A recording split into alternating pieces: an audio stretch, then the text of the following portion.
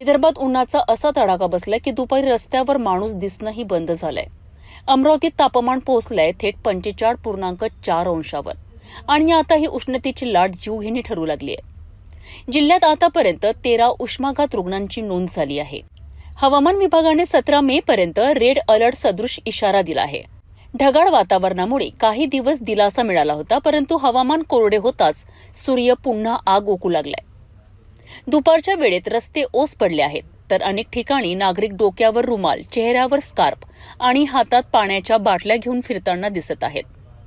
उष्णतेचा सर्वाधिक फटका लहान मुले, ज्येष्ठ नागरिक आणि बाहेर काम करणाऱ्या कामगारांना बसतोय। रुग्णालयांमध्ये डिहायड्रेशन, चक्कर येणे, अशक्तपणा आणि उष्माघाताच्या तक्रारी वाढत आहेत।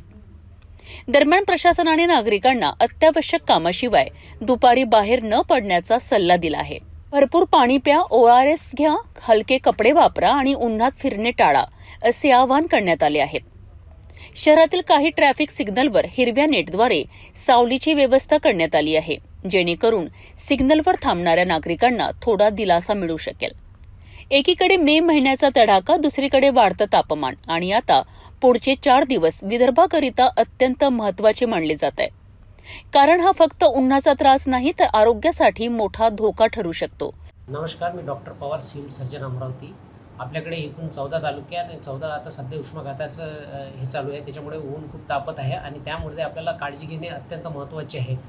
आतापर्यंत आपल्याकडे यामध्ये एकूण 13 रुग्ण विविध तालुक्यामधून नोंद झालेले आहे आणि त्याच्यामध्ये कुठलीही अशी सिरियस कंडिशनमध्ये कुठलेच नव्हते। डे केअरमध्येच आपण बरे करून त्यांना डिस्चार्ज केलेलं आहे। तरी मी जनतेला आवाहन करतो की त्यांनी सकाळी जे कामं करायची असेल ते सकाळीच करून घ्यावे। उन्हात उगाच काम असेल तरच निघावे आणि त्याची काळजी घ्यावी। त्यासाठी सकाळी भरपूर प्रमाणात पाणी, नाश्ता करून आणि गडद कपडे न घालता फिके रंगाचे कपडे घालावे आणि कानाला रुमाल बांधायचं आणि भरपूर नाश्ता करूनच आपल्याला निघायचं काम पडत असेल तर दुपारी निघायचं, अन्यथा त्याच्याशिवाय निघू नये। आणि कुठलाही काही त्रास असल्यास नजीकच्या सर्व रुग्णालयामध्ये आपली सोय केलेली आहे। तिथे शीतवाट तयार केलेली आहे आणि तिथे लगेच जाऊन डॉक्टरांशी संपर्क साधून आपले उपचार करून घ्यावे।